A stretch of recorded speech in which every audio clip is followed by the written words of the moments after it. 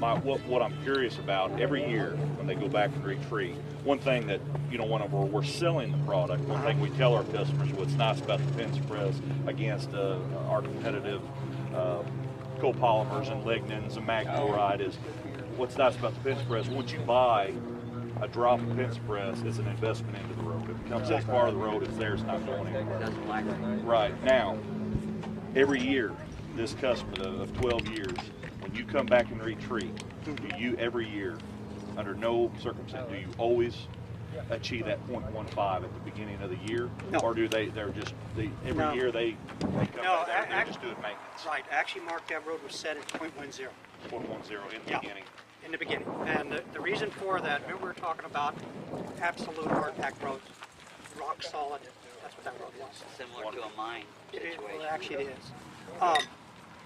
The road is so compact that the dust that comes up mainly is from what's fallen off trucks. Okay?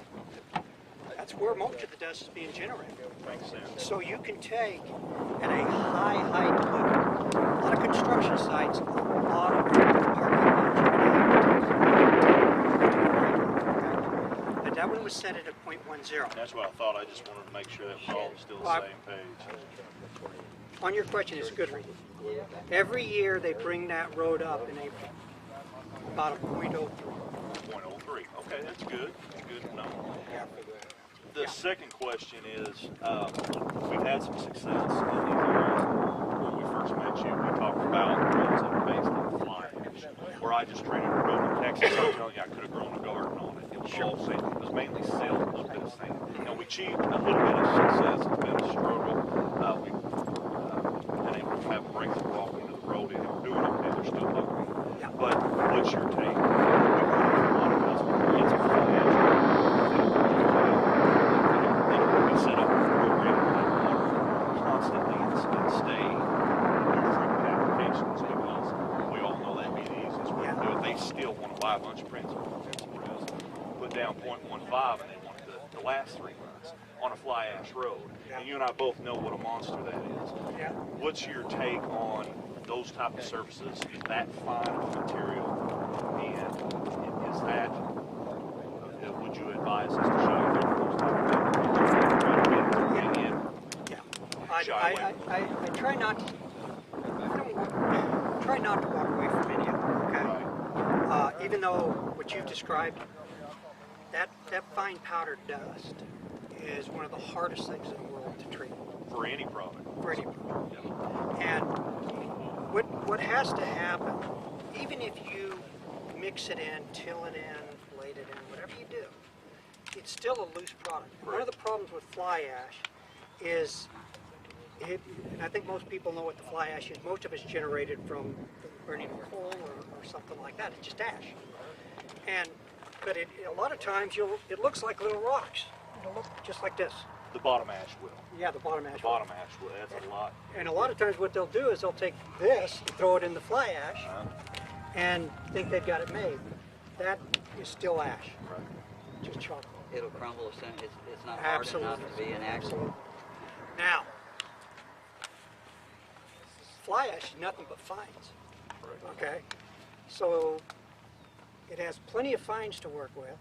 If you had some aggregate with it, and you had some sand with it, and especially if it's a fly ash road that's only 2 or 3 inches deep on an existing road, I'd blade it 4 inches, run it in. And that's what we've done. Now, one thing we Any try luck to do with it? is sell it out. Where we have the most success is when we sell on the idea, hey, look guys, don't put all your investment right in the beginning. Get set up on a program and dilute the Pennz press at 75 to 1. Go out there, instead of watering every day, go out there and water every 3 days. That's what we try to get. But since we ultimately give the customer what they want, if that's what they want, is to put a heck of a lot down in one case scenario. And they're reducing their cost too by the water. That's correct. We'll do it for them, yeah. But it's just very difficult whenever you're dealing with a pure fly ash road. Like I said, I dealt with I don't tell you, I could have a tank. You got to stand and yield it. You know what I'm saying? That's how much silt loam is in powder.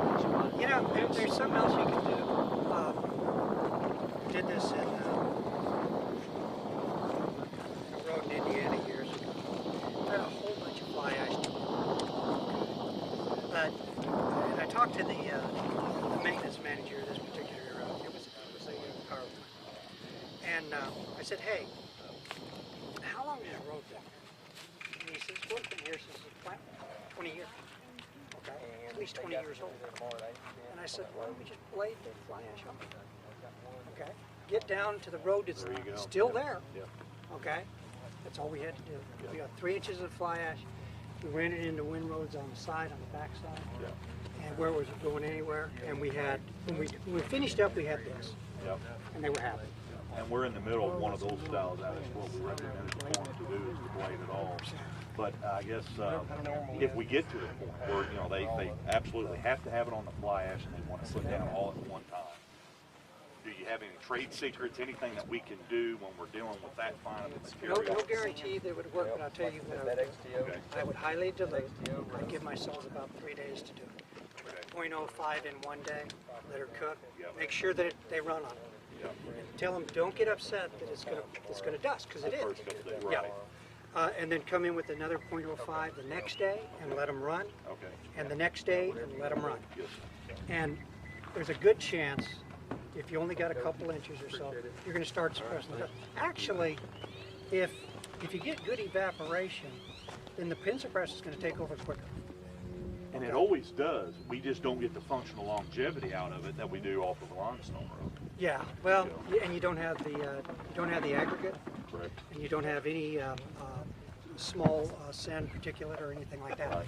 So you're missing part of what you need for the road. Certainly. But if they want to do that and they're okay with it, that's fine. Now, if they're going to run the traffic at 60 mile an hour, I'm not going to be very fast. If they're running 10, 15, you can make it. What you're saying is you're calling that's what they call working it in, right? Working it in. Yeah, over a 3-day period, working it in and trying to get it to blend with the fines, so it makes it heavier. But is there any situation you'd recommend a small amount of half-inch aggregate being dumped on this fly ash? Well, that one would be perfect to do that. I mean, that's what I study a lot. They don't want to do it.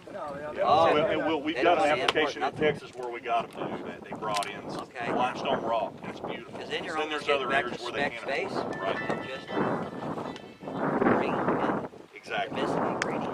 And Right. importing And we a little always bit of make rock those is not that recommendations. expensive. But when they stretch us to the end, when they're like, this is all we've got a little money to buy some Pennz press, do the best you can. That's what we're doing. Yeah, we don't want to bring any rock. We want to deal with this powder in place. Yeah, it makes no sense, I understand. But at least there is a technique, and I guess we'd call that working that in. Yeah, and It's not there's something you want to no warranty, guarantee. Right. Because that powder, have you ever taken baby powder? Tried baby powder? That's nothing we do. We break the surface edge. Yeah. We go out, we water the road first, get it good wet, so then whenever we I would come say in with the that would be Pennz a press, really good it draws it in. Now, when he says he waters it down, And doesn't that mean you dilute the Pennz press less because you're already going to be putting it into an Not environment? necessarily. It depends on the application. If we were to do a road out here at 105 degrees after 5 days cooking, and you didn't have a lot of water access, you might pre-water. Okay.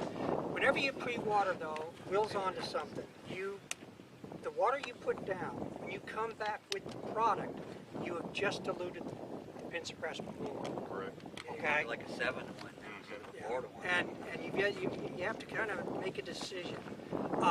One thing I had to back up on. I've tried over the years to do one thing in particular. And there's a chance of doing a road, especially a road that you're not looking like a half mile, but you're looking 3, 4, 5, 6 miles. Or even a test area. That would be worse. You got to go looking.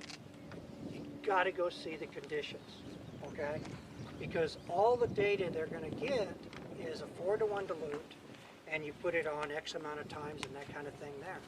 You may get to that road and find out it's all potable. It's a total mess, and it's going to be worked. But in their minds, you got a fine road. Okay, or worse, if we we can switch around and show you some conditions that exist out there that they're going to ask you to do, and if you were to see it first, you would be a lot happier. Well, thank you.